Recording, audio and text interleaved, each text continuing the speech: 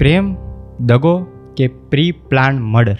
નમસ્કાર મિત્રો, હું છું હાર્દિક. આજે આપણે વાત કરીશું કેતન અગ્રવાલના મર્ડર કેસની. 20 વર્ષની સિયા ગોયલ અને 26 વર્ષનો કેતન અગ્રવાલ. નવેમ્બર મહિનામાં બંનેના લગ્ન થવાના હતા. એ પણ કોઈ સામાન્ય લગ્ન નહીં, બટ સેલિબ્રિટી જેવા જયપુરના કિલ્લામાં 17 કરોડના લગ્ન.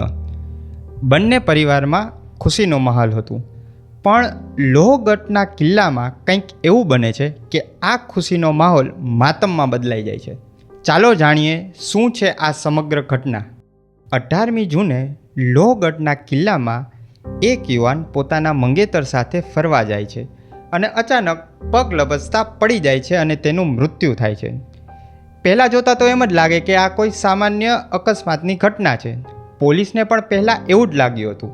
પણ પોલીસની આ તપાસમાં ધીરે ધીરે એવો વળાંક આવ્યો કે સમગ્ર દેશના હોશ ઉડી ગયા. લગ્ન પહેલાંના પ્રી વેડિંગ ફોટોશૂટ માટે સિયા અને કેતન બાલી જવાના હતા. પણ અચાનક કેતનનો પાસપોર્ટ ગુમ થઈ જાય છે.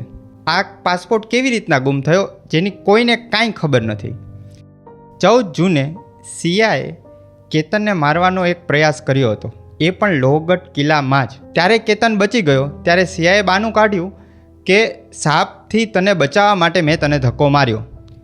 આ બધી વાત તો ઠીક છે, પણ સિયા કેતનને મારવા માગે જ છે કેમ? આ એક પ્રશ્ન છે. સિયા ચેતન નામના એક વ્યક્તિને પ્રેમ કરતી હતી. પોલીસના રિપોર્ટ અનુસાર પહેલાં સિયા અને કેતન લોહગઢ કિલ્લામાં જાય છે. ત્યારબાદ સિયાનો કથિત બોયફ્રેન્ડ આ કિલ્લામાં જતો સીસીટીવીમાં જોવા મળે છે. અને સોશિયલ મીડિયા પર અત્યારે એવી વાત પ્રચલિત થઈ રહી છે, ચેતન અને સિયાએ મળીને 400 ફૂટ ઊંડી ખીણમાં કેતનને ધક્કો માર્યો છે. મહારાષ્ટ્રમાં આ કેસ હાઈ પ્રોફાઇલ હોવાથી મહારાષ્ટ્ર સરકારે આ કેસને ફાસ્ટ ટ્રેક કોર્ટમાં રજૂ કર્યો છે. કોર્ટ હજી વિચારાધીન છે કે કોણ છે ગુનેગાર. 29 જૂને આ કેસની સુનાવણી થવા જઈ રહી છે.